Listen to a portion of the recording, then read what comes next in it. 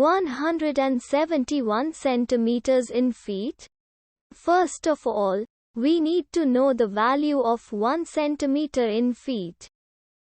It's always 1 centimeter equals 0.03280839895 feet. Now we have to multiply 0.03280839895 by 171. Therefore, 171 centimeters times 0.03280839895 feet equals 5.610236220045 feet.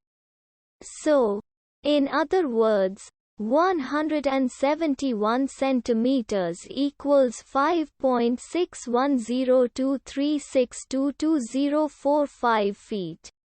We hope you have enjoyed this video. Please like and subscribe to our channel for more videos like this.